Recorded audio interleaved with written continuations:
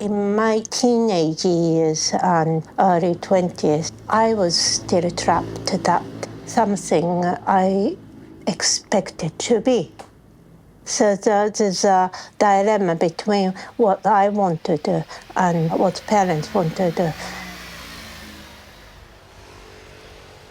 My parents want all of daughters to be a civil servant like him.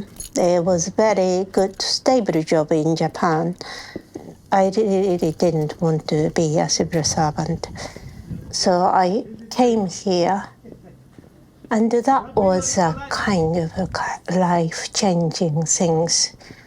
Because it was, my parents was overprotective. I did not learn the life skill of how to swim the real world.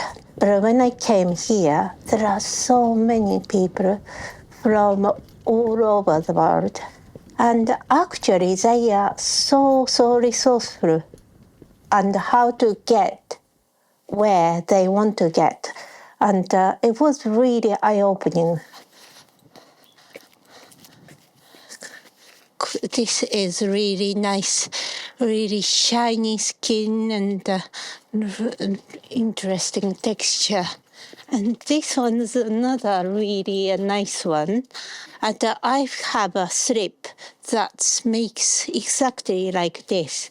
So that's also quite nice. It's really nice. So these kind of things really inspires me. It's not, I don't directly use this kind of texture, but it is influenced. Not only this street, but the whole this area is very multicultural. Up there is a Turkish area, and towards this way is more black people, and also the English as well. And small Jamaican spots there, and they often have a party there. Sometimes when I pass there, they ask if I want to join.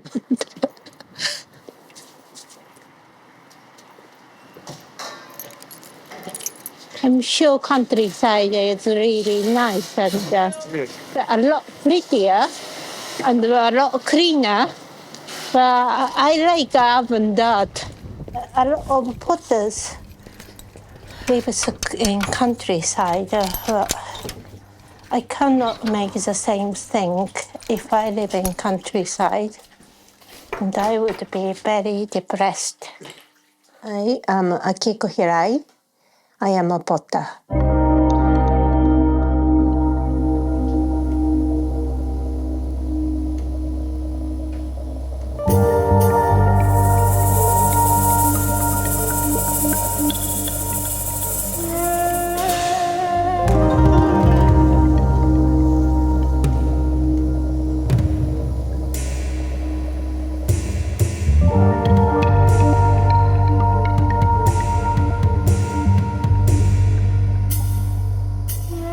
Do you know when I said to a friend that I was coming to see Akiko Hirai, they said to me, she's the most famous potter in Britain. That's not true. That's not true at all.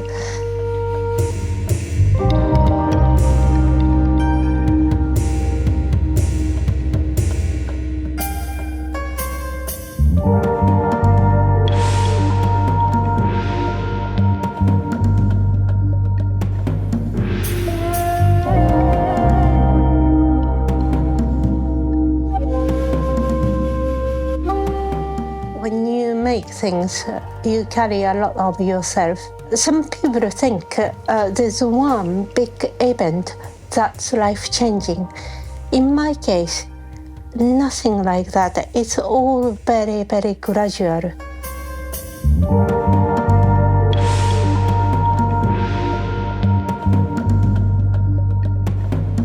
I was very shy, and from my childhood, my environment was overprotective family, so I didn't speak much.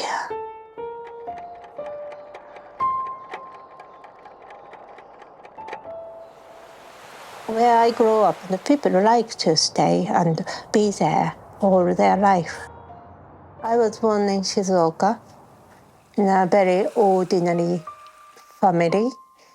I lived with my grandparents, with my parents, and I have two sisters. I could not say what I want to study in case my parents would say no. So I didn't say. I just secretly taken the exam, entrance exam. I just chosen the subject that is relatively safe. And then I went to university in Nagoya and I studied psychology there. I enjoyed being in Nagoya. While I was studying at uni, I belonged to the photography club. And also I did a photo assistant. And sometimes there's a interesting thing that the photo studio I worked for, working as a camera video man, and he liked me, so he sometimes took me to Tokyo for the video shooting for the musicians and stuff, so it was really fun. And also, I happened to meet a product designer, and he was very friendly, and I often go there, and there are a lot of art students. So I was surrounded by a lot of artists, but I would never thought that I would pursue art or something craft as a career.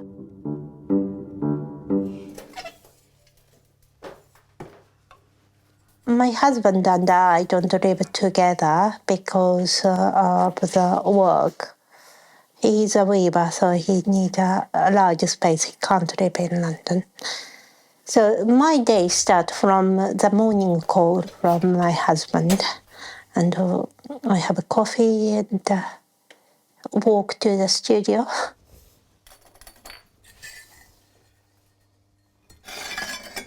Usually my days are always the same, 7 days. One of the inspiration come from Nick Collins' old kiln shelf, because a lot of things fall down on his kiln shelves, and it's like accumulation of a lot of events. It's not only one firing to create a different effect on the piece. Of course, in his case, it's a kiln shelf, so it's not planned to be like that. But because of that accumulation and spontaneously happened, it becomes artwork on its own. Probably because it's come from my nationality, the religion animism, the things has personality and soul, and I don't believe in that way, but the aging does do something to us, and we all grow with the age, and not in one generation, but from the old kind of past. That's why all these wood ashes, because it's also taking the mineral from the ground, and it becomes ash again, but that contains all the information when it was grown and what was in the soil and what's happening to the trees, but it's got the element of all these, what it was in the past.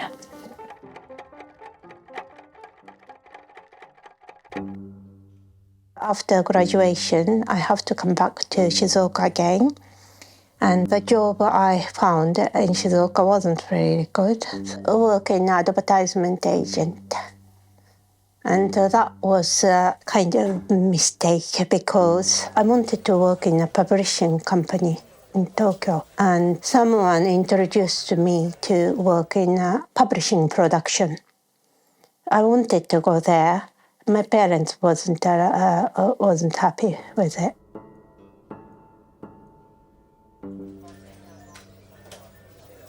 Then a few years on, I really didn't like the company and people.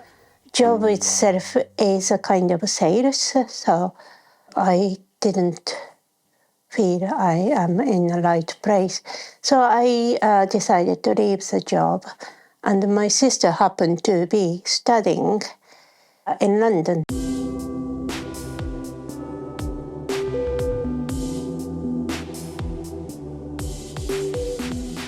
So I came to visit my sister. That's the first time I lived in London.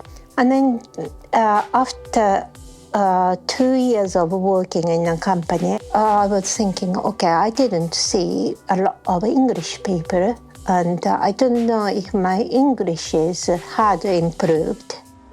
So I applied for the volunteer job in Northampton, and it was in a homeless hostel.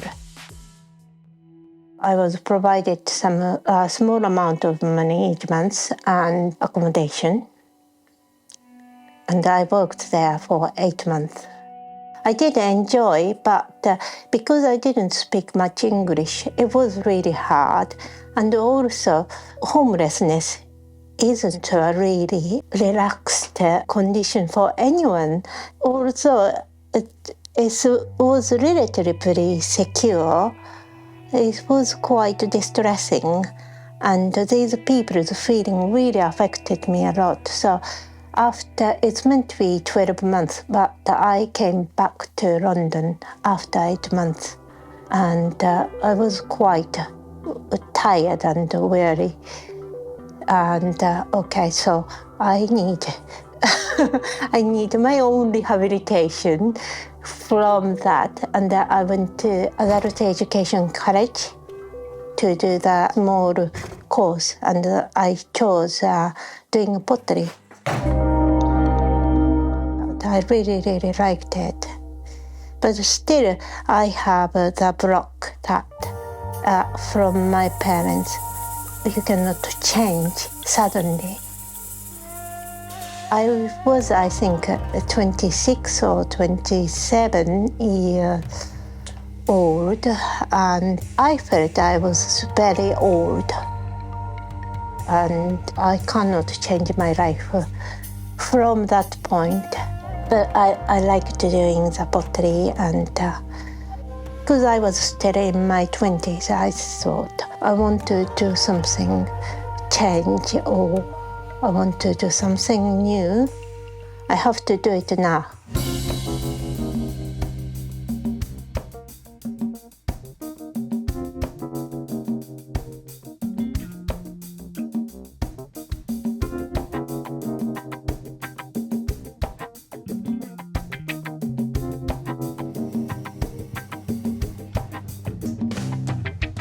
I have applied a master's degree in psychology, and also foundation in sculpture, and I took the interview, and foundation course I got a place.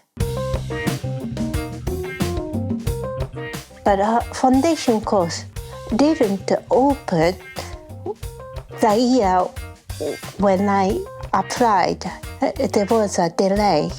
So the principal of that course introduced me to someone, and that person knew a potter, Chris Bramble, and I went to his studio 3 days a week.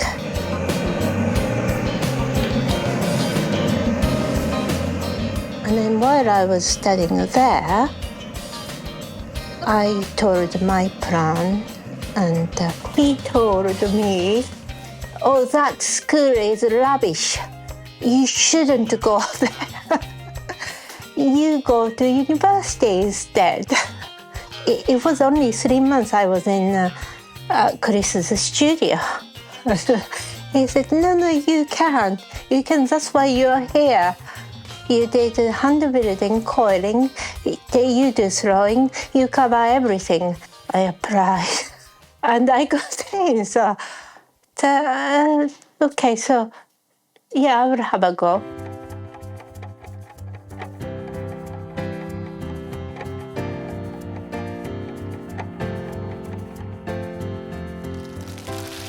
My parents didn't like me stay here, so I can't ask for money for my parents. So I secretly asked my grandparents, and they agreed to pay. So I never take things for granted. I thought it was I was very lucky, and I should make most of it. So I studied very hard. So I managed to graduate.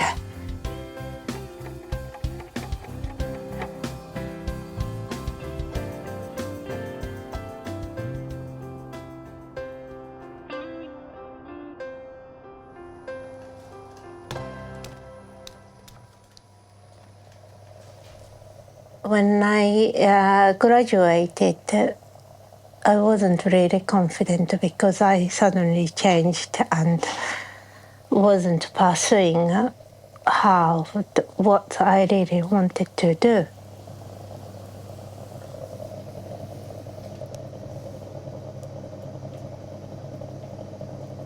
I have a friend from my previous school, and she got a gas kiln from someone for free. And she asked me, shall we find a studio together and using that kiln? And we started to look for somewhere to start. We came here and took the interview. And we didn't know how difficult to find a nice space. But we just said, we decided to take a space, thank you. And, luckily, the landlord liked us. And that's the beginning.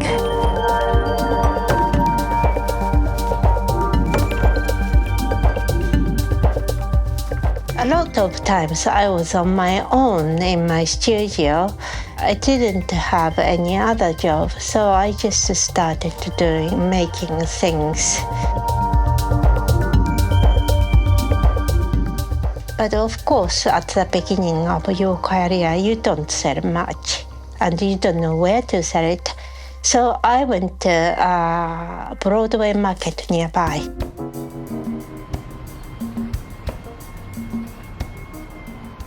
And I have applied for the store and sold my work and other people's work at the Broadway market. And I took a few commissions, and that was my main income at that time. I just have to start somewhere. That's why I start from selling it from the market. But to sell things in the market, it has to be relatively cheap.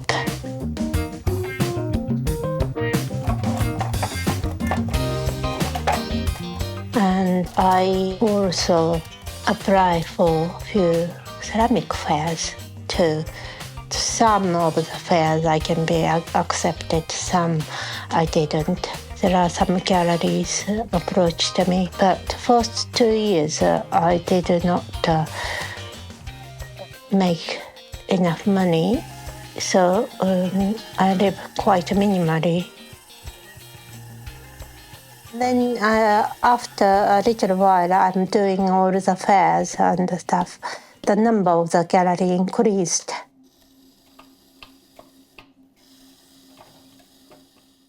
And then after a few years, I got a teaching job from Kensington and Chelsea College.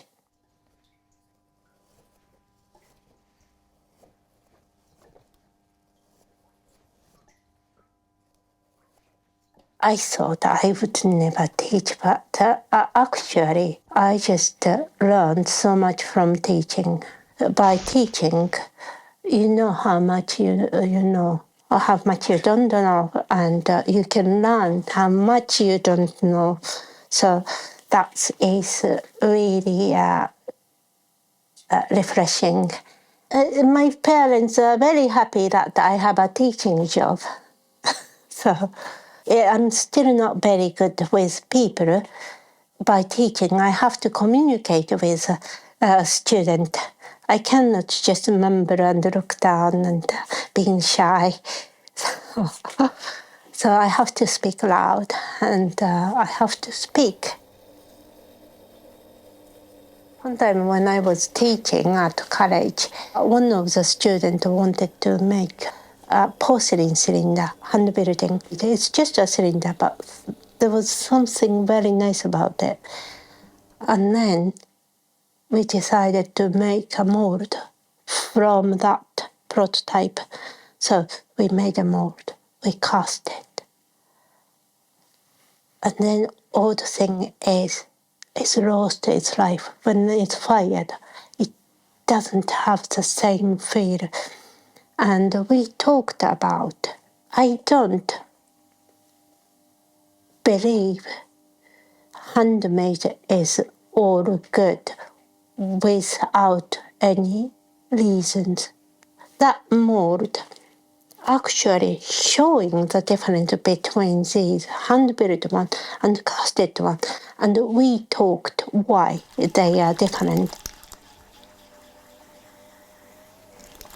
When the porcelain is fired, it moves a little bit when it's vitrified. So it moves how she stretches the clay. And so it's not static because clay moves. But casted pieces are all very even. So when it was fired, it's very evenly made. So we can't see the movement from that. And same things from the same kind of model and mold made things. These actually shows the difference. In that case, I think that process is very important because it shows in the final product.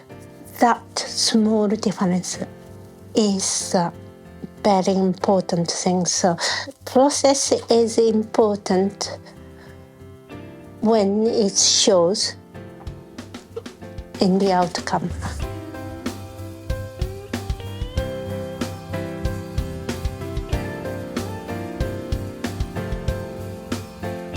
I was doing market, I was doing fairs, so it was really, really hectic.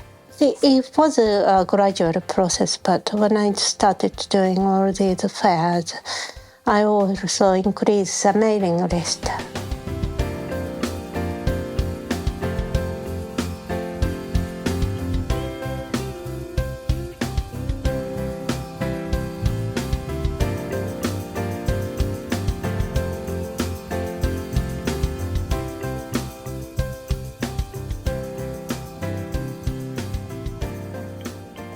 Next one. 3 years after that, I started paying tax. That was quite a big change because there's a tax exemption. If your income is very low, you don't pay tax. Now, paying tax isn't a nice thing, but I was so delighted. I am paying tax from my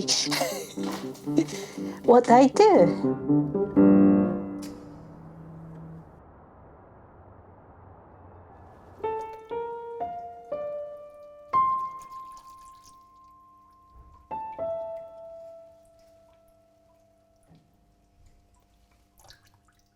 I could not stop teaching even after my income here is more than what I teach.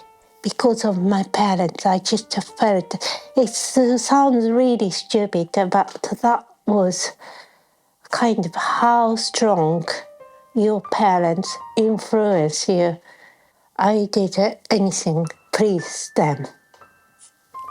So I just kept my teaching job, and teaching job was a kind of a safe option.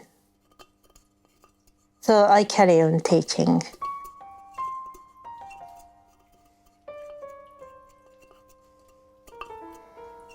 It was really hard, and at that point, one fare makes a whole salary of my teaching. But I couldn't, I still couldn't. I just thought I should have a safety net. So that was my parents' influence. I just never thinking of giving up teaching, and all the fairs and exhibitions around that time, all my regular galleries are already kind of with me. I don't know, it's just the time has gone past so quickly. And initially I started sharing with 3 other people. And then I got my own room. When the space is expanding, I started making larger pieces.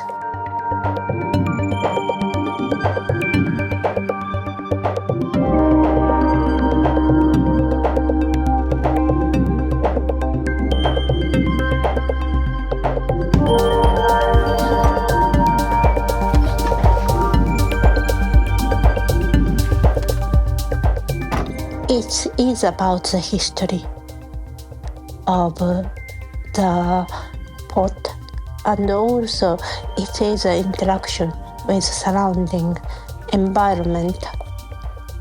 So that is a mark of the pot with its environment. So it might be water, it might be some kind of stimulus that comes from somebody knocked and or gives a mark. And that is same as human life.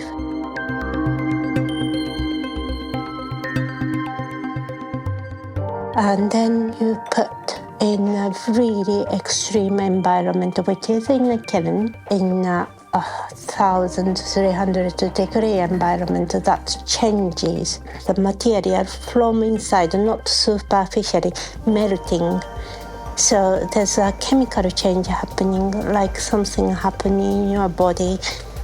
The pot is trying to cover that weakness by moving.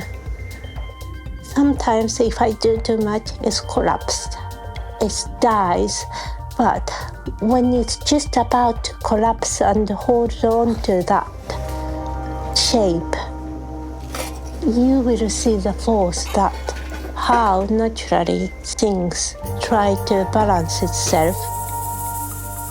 It's a bit like Confucian's philosophy that how things are balancing. So that's why I do like to make a weakness and put it in an extreme environment and giving a lot of stress.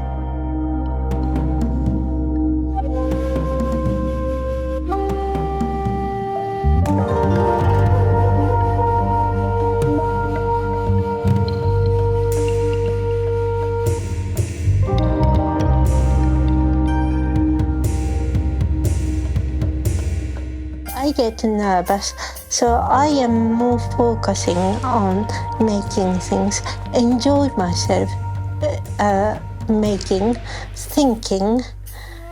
If the kind of a motivation comes from outside, you will lose your enjoyment. And if you are enjoying and excited about it, it's shown in your work. It's just a joy.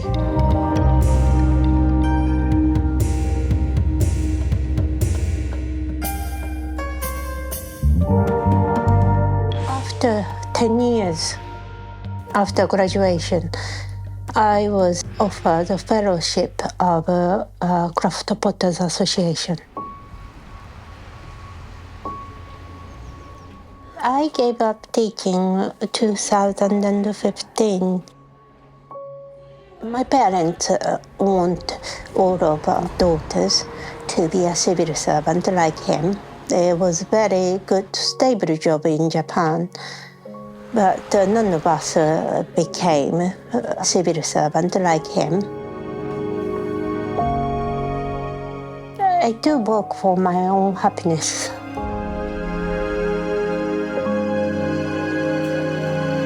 I was very lucky.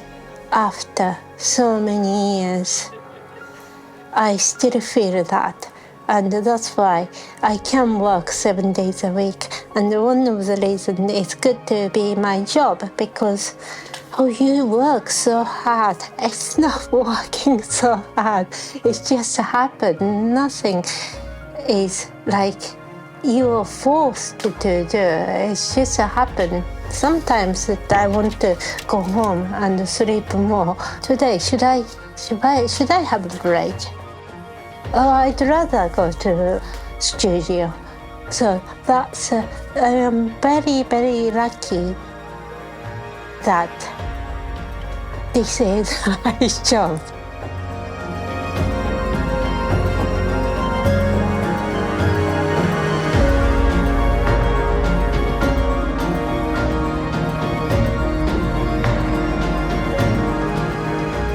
I am Akiko Hirai.